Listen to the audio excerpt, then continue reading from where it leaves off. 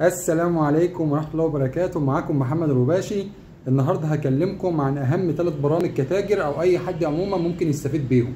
البرامج ده هتساعدكم كتير وهتسهل عليكم حياتكم، وطبعا هسيب لكم لينك البرامج دي عشان الكل يستفاد تحت الفيديو مع لينك شرح ليهم، ما عدا البرنامج الأخير هشرحه على السريع بنفسي.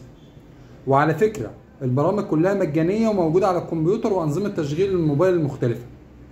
البرنامج الأول اسمه ون نوت، وده البرنامج اللي عاملاه شركة مايكروسوفت، ويعتبر مفكرة أو دفتر ملاحظات متطور. تقدر تنظم ملاحظاتك بأفضل صورة ممكنة وتحفظ سحابي، ولو النور قطع ما تقلقش، هيحفظ في ذاكرة البرنامج وبعد كده يرفعه على النت أول ما الكهرباء توصل. الميزة في البرنامج إنه يعتبر وورد وإكسل وغيرها كتير من الأدوات في برنامج واحد، وكمان تقدر تستخدم القلم مع الرسام، وتقدر تضيف فيديوهات وملفات صوتية، وتقدر تفتحه على كل أجهزتك، وتحديث البيانات بيتم في ثواني بين كل الأجهزة وبعضها. بأمانة بقالي سنين بستخدمه وما اقدرش استغنى عنه. البرنامج التاني اسمه نوشن، وده يعتبر منبه وكمان مفكرة مواعيد، وأقوى برنامج تودو، وأهم برنامج لمتابعة تحقيق الأهداف سواء كانت سنوية أو شهرية أو أسبوعية أو يومية. البرنامج ده تقدر بيه تدير مشروع كامل. بأمانة من أهم البرامج اللي هتساعدك إنك تدير وترتب حياتك بالكامل، ومن أقوى البرامج اللي تقدر تعمل عليها داتابيز مميزة هتستفيد منها بالكامل. البرنامج الثالث حاسبة العمر، وده بعتبره من أهم البرامج في حياتي، واللي معظم الناس ممكن تعتبره مش مهم، لكن كشخص عدى ال40 حسيت بأهمية الوقت، واليوم أو الساعة اللي تعدى عليك وما استفدتش منها أي استفادة بيبقى وقت ضايع من عمرك.